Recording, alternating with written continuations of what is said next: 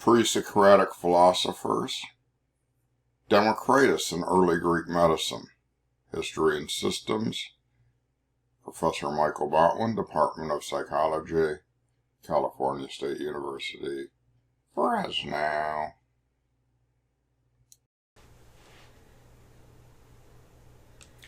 Our first scholar in our last set of pre-Socratic thinkers is Democritus. And Democritus was the ultimate reductionist. He believed everything consisted of atoms. And he believed that everything in turn was different due to the arrangement of the atoms.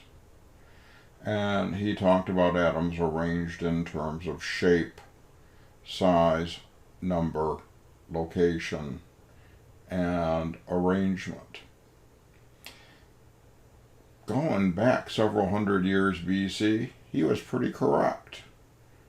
Figured out an atom without seeing it. I think that's fairly profound. And we know that atoms are arranged by their shapes. Denser objects, like diamonds, have really tightly packed atoms. A piece of rubber that's flexible has looser packed atoms. And gas, like oxygen, helium, or any of the other basic gases, have extremely loosely arranged atoms. So, in terms of profundities, you gotta give Democritus one there. Now, in terms of his general ideas, he was a determinist. He figured everything was prearranged to happen in a certain way. And as the guy who first speculated on atoms, you would imagine he was a reductionist, and his goal was to look for the elemental parts of things. Now, Democritus also dabbled in sensation and perception. And he believed that the atoms were the level of perception. Didn't get how they worked correctly, though, because he believed that they entered the body through the senses. He also discussed certain parts of the anatomy. He speculated that the brain was responsible for thinking. Other scholars had thought the brain did different things. For example, in one of the ancients believed that the brain actually was a radiator for cooling down the liquids in your body. Next February 14th, you can blame Democritus for associating the heart with emotions. Not just love, but we've still thought of the heart as the center of emotions like love. We still talk a lot colloquially about the heart. We also can talk about things like the liver, and the liver were the appetites, the motivational kinds of things. So, Democritus is the last in our line of general philosophers until we get to Socrates. We have another line to start developing that's quite interesting too, and I want to talk to you for just a few minutes about early physicians. Now, one of the first early physicians on record was Alcmaeon. Alcmaeon was one of those individuals who attempted to have rational-based medicine. He properly defined brain and sensory functioning. Mine's not doing that well right now, sorry. Furthermore, he talks about differences in thinking versus perceiving. In other words, processing sensory information is thinking, perceiving it is simply taking it in. Now, Alcmaeon believed that humans alone possess the understanding to think. He was a busy guy. In his spare time, he dissected an eye, and while dissecting a brain and the eyes, he discovered the optic pathways.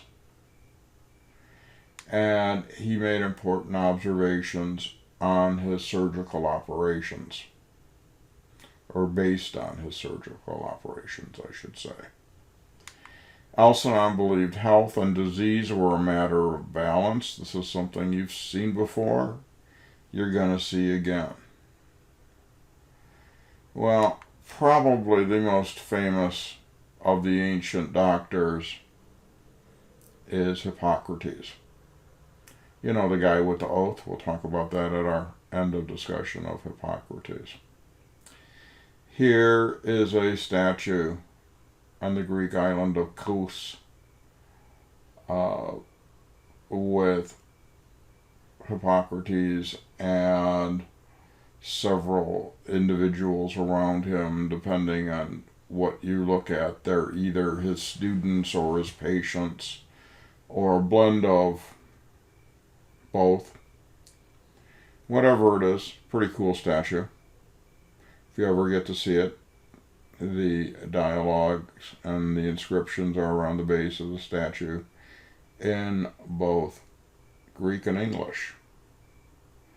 Now, Hippocrates is really important because he diagnosed both medical and physical disorders. The early Greek doctors, in fact, all the way through the Middle Ages, including the Mid-Eastern doctors, didn't differentiate between mental illness and physical illness. They thought it was all problematic, and they treated everything. Hippocrates believed in natural medicine, and his most important premise was that the body would cure itself. One of Hippocrates' main premises, main quotes, is, "First do no harm." Hippocrates, observing problems people had, developed the idea that the body is really going to cure itself, and the physician should not get in the way of doing that. Which is still advice that's good to this day to a certain extent. He attacked supernatural temple medicine in favor of scientific medicine. And I got ahead of myself a little bit. As I've already said, the body naturally heals itself. Now, since Hippocrates was a doctor and was also, you could probably imagine, one of the first psychotherapists, he thought it was really important that you understand your patient before you treat them. In fact, how many times have you gone to the doctor and gotten better treatment because the doctors listened to you, understood you, and knew what was going on and how you felt about things, rather than came in, looked at your stats, threw you a prescription, and took off? I've had both kind of doctors. Lucky to have the former now. So, let's spend the last little bit of time talking about Hippocrates and the Hippocratic Oath, which is what everybody projects onto him, although several scholars believe it wasn't actually written until a couple hundred years after his death. And he also didn't directly say the "don't do any harm" statement. It's kind of buried in a translation of it, but it's been excerpted and taken out of there, just like many other times things have happened like that, where we have a quote that gets changed and sooner or later becomes the popular vernacular for something.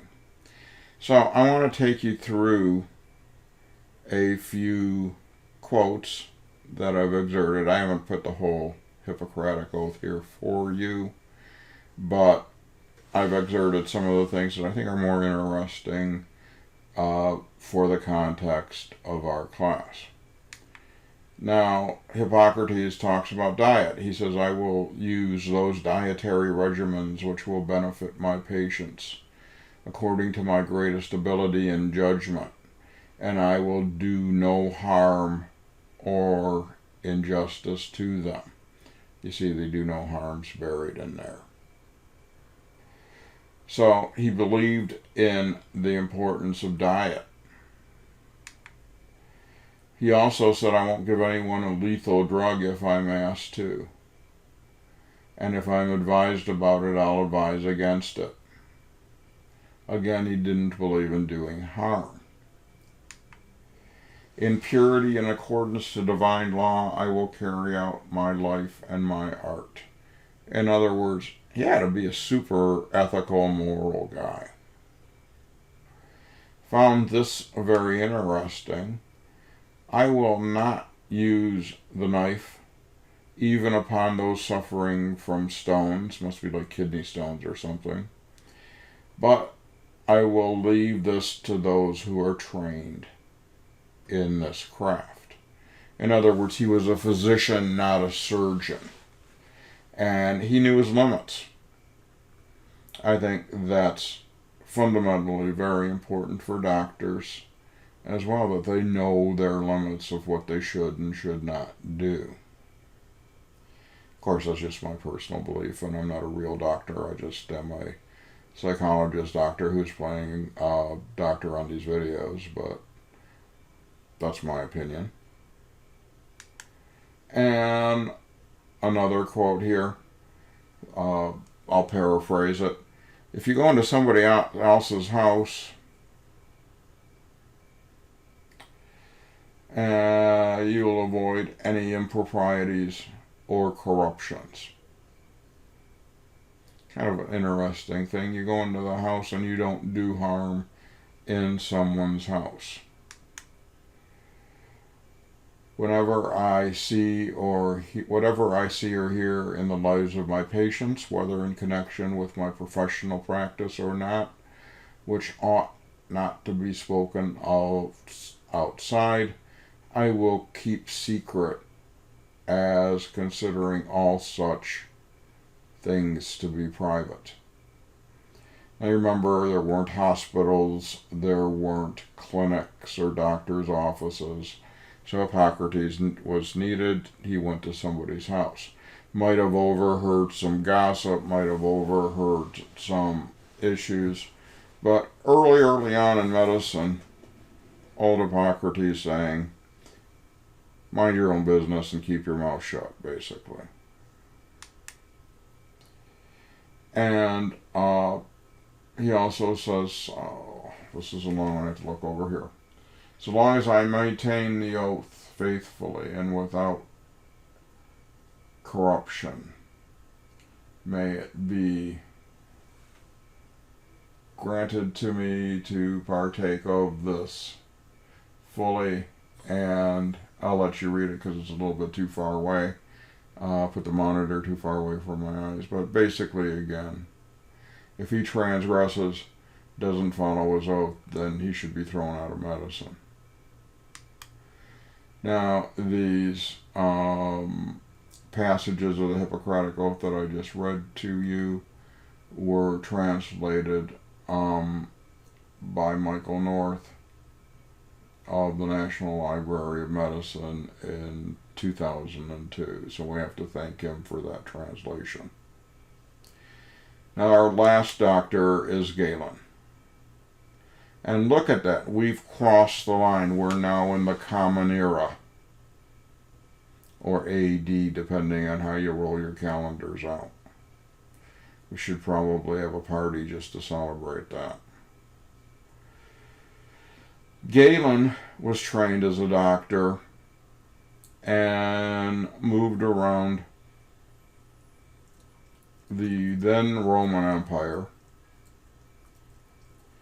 and he eventually did medicine to cure gladiators, or most likely patch and fix them up after their exploits. After bouncing around in several things, he caught the attention of the emperor and became Emperor Marcus Aurelius' personal physician. And during his lifetime, primarily because of his access to the court, he was able to collect an enormous amount of information on medical works. His works symbolized Greek medicine, and later were the fundamental text used by scholars in Europe and the Mideast for the next 15 centuries. That's a very long time. So Galen is a grand propagator of medicine and medical information. And you'll see that his work influences Middle Eastern scholars in the golden age of Islam, and is brought back by the Crusaders and picked up by physicians in Western Europe. He's really an important guy in terms of medicine. He believed that experimentation and observation were important. Some of his treatises on that were lost, but a lot of his medical theories eventually became dogma, especially through Western Europe. As a personality psychologist, Galen is very important and fond in my heart, as he took Empedocles' 4 elements and turns them into a model of personality. And you have the classic 4 personality types that Galen establishes. You have the phlegmatic, the very slow-moving person. You have the melancholic, the depressed individual. The sanguine person who's happy and fun. And finally, the choleric person who's angry and volatile. In an upcoming lecture, we'll follow Galen's model of personality up until relatively modern times. In fact, this was the major model of human personality until the 1800s. And Immanuel Kant repopularizes these 4 types in his book on human nature called Anthropology.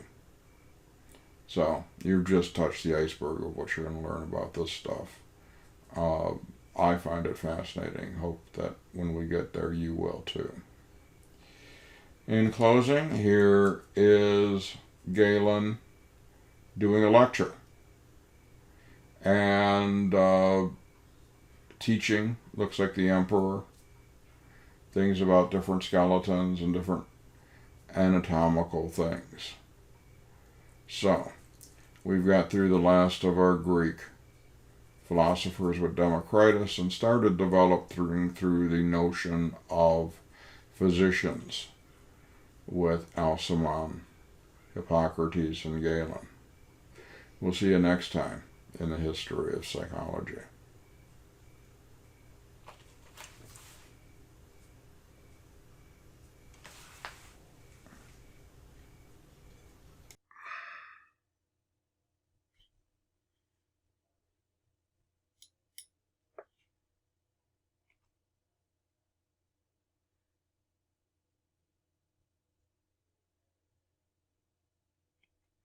This has been a We Have Couches video production. Copyright 2020, Professor Michael Botwin, all rights reserved.